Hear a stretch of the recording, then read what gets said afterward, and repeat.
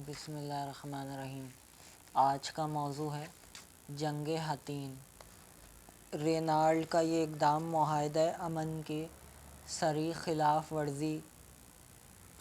خلاف ورزی تھا۔ سلطان صلاح الدین اس اقدام پر اعلان جنگ کرنے میں حق بجانب تھا۔ رینالڈ کے مخالف سرداروں نے اس صورتحال سے بچنے کے لیے امن کی تجدید کی۔ سب سے پہلے انطاکیہ کے بوہیمنڈ نے معاہدہ کیا، پھر ٹرائپولی کے ریمنڈ نے سلطان سے نہ صرف اپنی ریاست کا تحفظ حاصل کیا بلکہ اپنی بیوی کی ریاست گولیلی کی حفاظت بھی اس معاہدے میں شامل کروا لی۔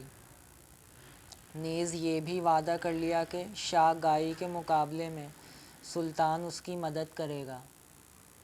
جلد ہی صورتحال بگڑ گئی۔ شاہ گائی نے گولیلی اور ٹرائپولی کے خلاف اعلان جنگ کر دیا اور گولیلی کو ختم کرنے کے لیے شمال کی طرف بڑھا۔ ادھر معاہدے کے مطابق ریمنڈ کی مدد کرنے کے لیے صلاح الدین نے بھی فوجوں کی روانگی کا حکم دے دیا۔ تاہم تصادم ہوتے ہوتے رہ گیا۔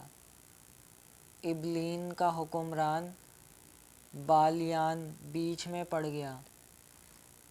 اس کے نزدیک سلطان اور ریمنڈ کی متحدہ طاقت کو چیلنج کرنا صریح حماقت تھی۔ آخر طے پایا کہ ریمنڈ کے ساتھ صلح صفائی کرنے کے لیے وفد بھیجا جائے۔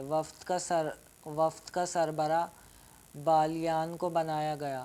وفد 4 ارکان پر مشتمل تھا۔ حفاظت کے لیے 10,000 ہاسپٹلرز ساتھ تھے۔ وفد 19 اپریل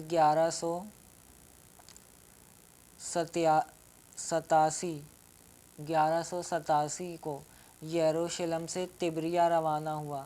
رات انہوں نے بالیان کے قلعے نابلس میں بسر کی۔ اگلے روز بالیان نے ہاسپٹل اور ٹیمپل کے سرداروں کو آگے بھیج دیا اور خود ضروری امور کی انجام دہی کے لیے حمص ہی میں رک گیا۔ اسی روز طبریہ میں سلطان صلاح الدین کے بیٹے افضل کا ایک وفد ریمنڈ سے ملا اور فلسطین کا فوجی نقطہ نظر سے جائزہ لینے کے لیے ریمنڈ کے علاقے سے گزرنے کی اجازت مانگی۔ ریمنڈ معاہدے کی روح سے اجازت دینے پر مجبور تھا، البتہ اس نے یہ شرط لگائی کہ مسلمان صبح سویرے سرحد عبور کریں گے اور غروب آفتاب سے پہلے واپس چلے جائیں گے۔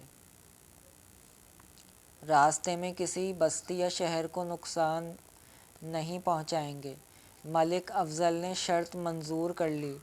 ریمنڈ نے پوری ریاست میں قاصد بھیج کر اعلان کر دیا کہ کل کوئی شخص طلوع آفتاب سے غروب آفتاب تک گھر سے نہ نکلے۔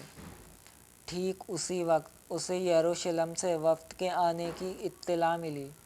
اہل وفد کو بھی یہی پیغام پہنچا دیا گیا۔ ہاسپٹل اور ٹیمپل کے سردار یہ سن کر غضبناک ہو گئے۔ انہوں نے تین چار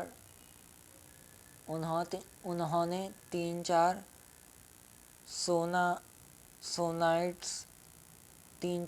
نائٹس جمع کیے اور مسلمانوں پر ٹوٹ پڑے جو واپس جا رہے تھے، لیکن مسلمانوں نے انہیں ہاتھوں ہاتھ لیا اور ان کے ٹکڑے اڑا دیے اور اپنی راہ لی۔ تاہم انہوں نے طے شدہ شرط کے مطابق کسی بستی اور کسی گھر کو نقصان نہ پہنچایا۔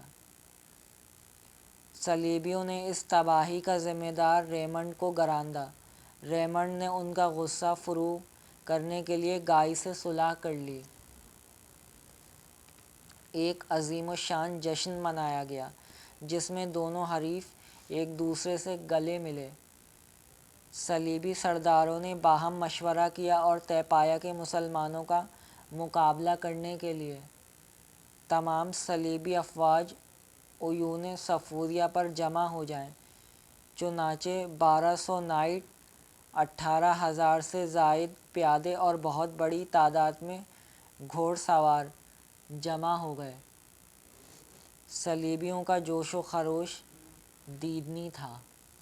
بس آج کے لیے اتنا ہی۔